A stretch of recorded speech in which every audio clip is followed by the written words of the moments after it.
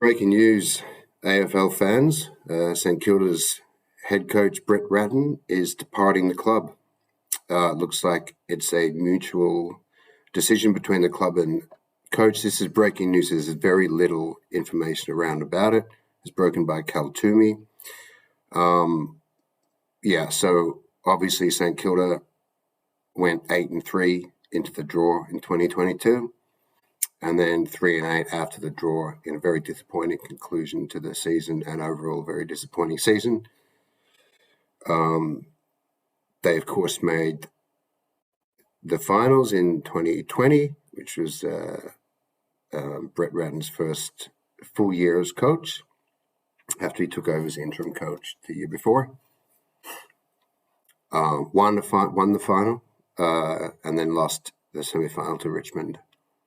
2021 was a very disappointing year, and 2022 was a very disappointing year, the second half of the year especially. However, at around the time of the bye, it was announced that Brett Ratten was extended by 2 years, taking him to the end of 2024 after a strong start to the season. The Saints were flying at the start of the year. So it's hard to know what to make of this. This comes a day after trade period, which is interesting timing in terms of trying to attract players or trying to keep players, retain players, knowing that there was a coach that was there in place. It's also odd timing in terms of the fact that Essendon has disappointed a new coach, and North Melbourne has disappointed a new coach, which is obviously, that's a lot still to play out given that Alistair Clarkson's legal situation. Greater Western Sydney has just appointed a new coach.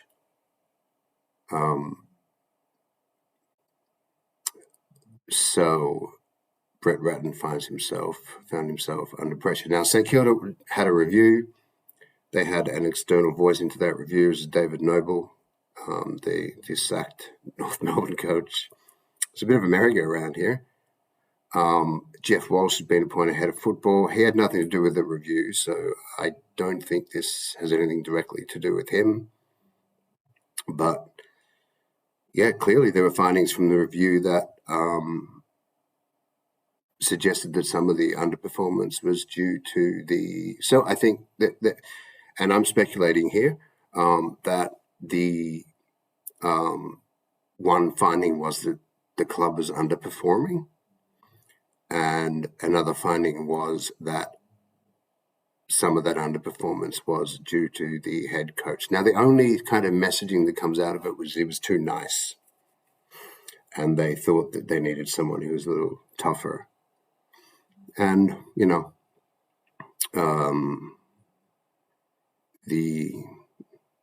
so the cynics would say people like Brad Hill, Jack Billings, perennial underperformers who couldn't get dropped if they tried. I'm more sympathetic. I think Brad Hill has performed not to the level that Saints fans would have wanted, but he was third in the best and fairest last year and fifth this year or something like that. Jack Billings is an underwhelming footballer for a pick 3, that's for sure. And doesn't, just doesn't get enough of the ball and doesn't do enough with it. He's way too conservative in his ball use, and he's not as good skill-wise as, his draft position would suggest he should be. But this is a shock. We thought, there was so much going on with the trade period, with massive moves left and right, and St Kilda were very quiet, ominously quiet, actually, when you think about it. Unusually quiet compared to the last number of years. Last year we went to the draft heavily and didn't do a lot of trading. This year will be the same, although we don't have the academy picks that are obvious that we had last year. And James Gallagher has asserted that they are going to continue to put faith in the younger players on the list: Hunter Clark, Nick Caulfield, Marcus Windhager, Mitch Owens, Nasiah, Jack Hayes, Cooper Sharman, Leo Connolly. There's a lot of upside in all those players, and all they did was bring in a tall defender in Zane Cordy. So, yeah, they were acquired during the trade period. There was obviously some assistant coach reshuffling, and Ben McGlynn retired, and Brendan Lade moved on. Lenny Hayes comes in as midfield coach. And now Saints are looking for a new head coach. Now, you would have to suspect that they have their man. That would just be my guess. However, under this president, St Kilda has been very process-oriented and process-driven. So for them to go out and appoint a new coach without any kind of selection process or any kind of process at all would be unusual.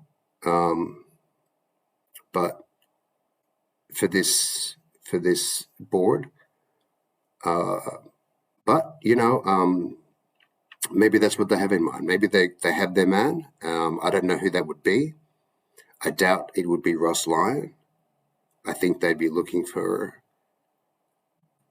I don't think it would be Mark McVeigh, because doesn't look like he particularly performed all that well at GWS. So, is it Adam Eze? Is it? The list is pretty short these days. I don't think they'll be going back to the well. I think they'll want a modern day coach, and possibly take a chance on someone who is rated very highly at the assistant coaching level and has almost gotten a senior coaching position in Adam Eze. Would be the most obvious one. But you would suspect that they know.